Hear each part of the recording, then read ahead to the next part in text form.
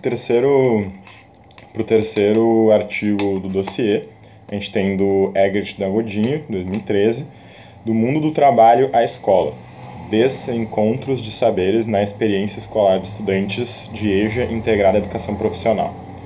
Então, o artigo vai abrir fazendo uma problematização, né, levantando quais são as questões que a gente tem que ter em mente quando a gente trabalha com a educação de estudantes trabalhadores, né, principalmente por esses estudantes trabalhadores carregarem consigo toda uma outra experiência que estudantes que não são trabalhadores não têm. Né, acho que também, considerando que a gente está falando de EJA, tem uma tendência dos estudantes serem mais velhos, então tem toda uma outra experiência, além do mundo do trabalho, além da escola, que essas pessoas também vão ter. E os autores vão levantar algumas questões, assim, como que esse estudante trabalhador é dentro da escola, como que a experiência dele é dentro da escola, como que eles confrontam os saberes escolares com a sua experiência, se esse confronto gera novos conteúdos e se essa experiência deles é incorporada no currículo da EJA. Então, a importância da gente enfatizar, né, esses desencontros entre os dois saberes, o saber experiencial e o saber escolar, né, que são dois conceitos que a gente vai usar bastante nesse artigo.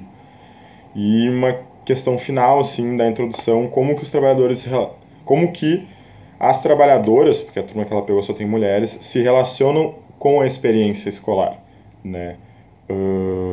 Principalmente considerando que a interação desse grupo gira muito em torno do saber escolar da sala de aula.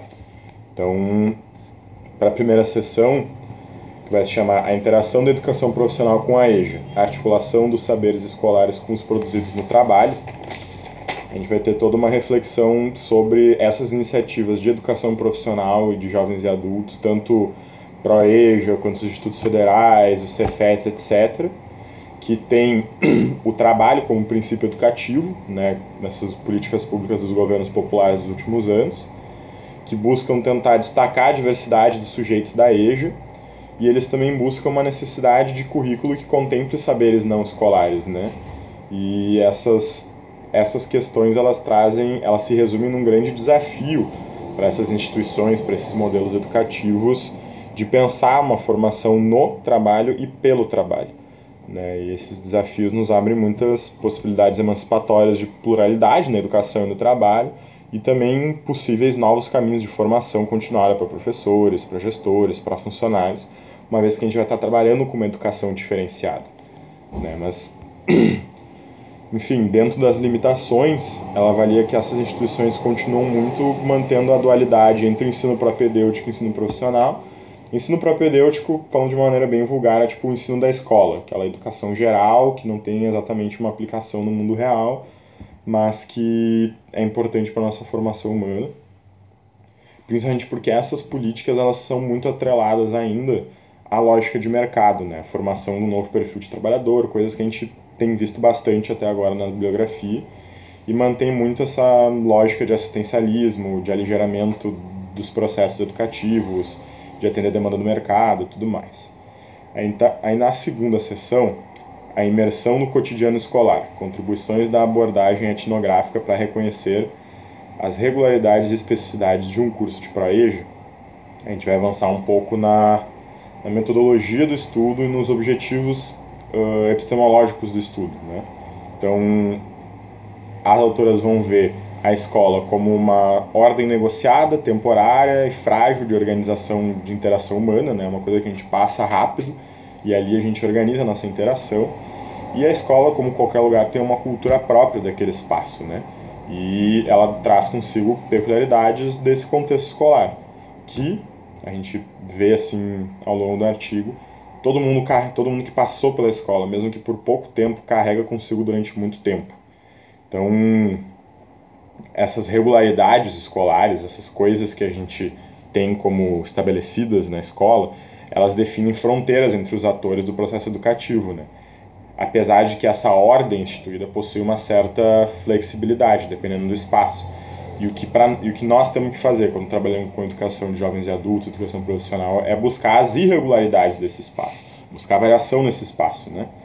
Principalmente porque muitas dessas fronteiras elas se manifestam na relação docente-discente, né? a gente consegue compreender que essas fronteiras são móveis, construídas pela atuação na escola e pela experiência no trabalho, no estudo, na vida, mas elas tendem a fomentar relações muito repetidas, assim, relações de que tu tinha com o teu professor da escola, tu vai ter com o teu professor do proejo, muito provavelmente tu vai ter com o teu chefe e tudo mais. Então, é importante que na abordagem etnográfica a gente explore as nuances complexas e dinâmicas que são de difícil identificação nesse processo, né?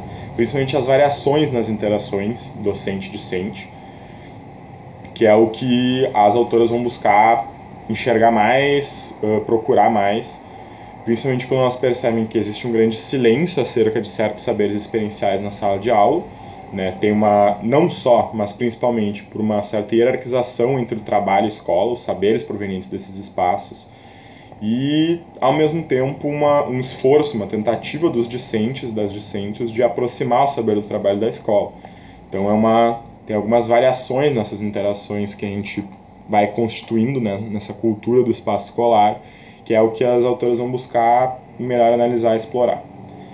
Na próxima sessão, saberes escolares e os produzidos no trabalho por estudantes do proejo: aproximação, silenciamento, invisibilidade e dicotomia. Elas vão analisar quais os trabalhos, em que momento que o trabalho é verbalizado em sala de aula, né? Em que momento que ele entra na sala de aula. Basicamente 3 momentos. Na conversa informal, né? Conversando com as tuas colegas, talvez conversando com a professora no intervalo, na saída, na entrada. Num comentário formal dentro do espaço da aula que serve para ilustrar o saber escolar. Ah, eu vi essa matéria, professora, hoje lá no meu trabalho fazendo tal coisa.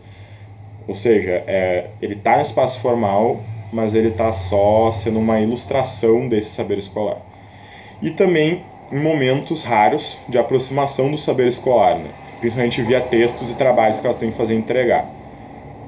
Geralmente essas últimas iniciativas são fomentadas pelos docentes, por isso as autoras analisam que o trabalho do professor é indissociável dessa experiência escolar necessária, né? Apesar de que a gente não consegue enxergar um tensionamento entre os saberes escolares e os saberes do trabalho. Não um tensionamento porque eles não se confrontam, mas um tensionamento porque necessariamente o trabalho se sujeita ao saber escolar.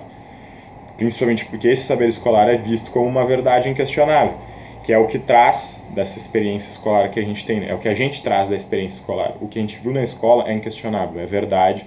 Se a gente sai da escola e volta depois, mesmo para um espaço de proejo, a gente não consegue romper essa cultura desse espaço, né? Então, outros saberes não conseguem se apor a esse saber escolar, e o saber do trabalho, mesmo que reconhecida a sua existência nesse espaço do proejo, ele é secundarizado. Então, o espaço não consegue superar essa dicotomia saber escolar, saber do trabalho. E elas vão também dar uma olhada na questão da partilha das experiências na aula, né? Principalmente, essa é uma parte que eu fiquei um pouco confuso, assim, foi bem fundo na subjetividade, não tive capacidade de buscar, que essa partilha das experiências, né? Como que é o teu trabalho, o que tu vivencia nele, o que tu já passou por ele, dentro dele, elas dão vida àquilo que está cristalizado no currículo, né? Cristalizado num sentido não muito positivo, assim, que o currículo ele vai estagnar muitas das experiências do trabalho. E quando a gente relata, partilha nossas experiências, a gente está falando de uma coisa que faz parte de um mundo vivo, uma coisa dinâmica, um espaço que existe, que é orgânico, que se altera, se reconceitua, né? Então, tem muito essa separação, esse confronto entre o trabalho feito, né? Para o trabalho feito eu entendi que elas compreendem aquilo que é cristalizado no currículo, né? A ideia de um trabalho que está feito, está pronto, é isso, concluiu, sei lá, um dia de trabalho, tem um trabalho feito, aquele trabalho nunca vai mudar. E a ideia de uma cultura viva do trabalho, né, que está permanentemente colocando saberes experienciais novamente em circulação. Uma coisa que a gente já viu em outros artigos, né, tu trabalha e tal, tu pode ter um trabalho repetitivo todo dia, mas sempre é um pouco diferente, né, e tu sempre vai estar atualizando essa tua experiência de trabalho. Então, essa cultura viva, essas experiências em circulação, elas estão permanentemente se atualizando e se recriando. E por isso que é importante a partilha de experiência na sala de aula, porque a gente vai pegar essa coisa que está mais engessada e vai dar um tom de de vida para ela, né? Vai recriar, vai atualizar ela. E por fim, uma observação que eu achei uma das mais importantes, assim, que já é meio que a conclusão do artigo, que o projeto que elas estão analisando, pelo que eu entendi, é tipo um negócio para administração, direito administrativo, etc. Um negócio mais de trabalho empresarial, de gerenciamento, administração. E tem pessoas, né, dentro dessa sala de aula, tem alunas que são mais ou menos dessa área já, que estão buscando uma maior capacitação, e outras pessoas que não estão nessa área, mas querem ter essa capacitação para poder entrar. É uma área que paga melhor do que ser diarista, por exemplo. Então, essas estudantes que não atuam na área de formação do curso, e eu acho que é uma coisa que dá para estender para praticamente qualquer curso de capacitação, assim, elas ficam em silêncio, né? Elas não narram seus saberes, elas são invisibilizadas nesse espaço, principalmente porque tem um grande desencontro, né, entre o cotidiano delas e o que está sendo colocado no espaço formal. Então, elas só vão falar do seu cotidiano no espaço informal. Por que tem a ver o trabalho da diarista com a administração de empresa? O que tem a ver o trabalho da trabalhadora do comércio na área de gestão empresarial, né? Então elas se colocam em silêncio e é muito difícil de romper esse silêncio, é muito difícil de atravessar essa barreira, e os poucos momentos em que isso acontece é através de um grande esforço discente para fazer, né? Então acho que isso é uma das conclusões do artigo, a importância do corpo discente de ter noção disso que a gente está colocando aqui, de conseguir fazer esforço para visibilizar esses saberes, e a gente ter também essa noção de que quando começa a aula, o cotidiano e o mundo do trabalho saem da aula, mesmo sendo um proejo, mesmo sendo uma educação para pessoas que já são trabalhadoras. Então é uma barreira a ser superada, um desafio a ser vencido.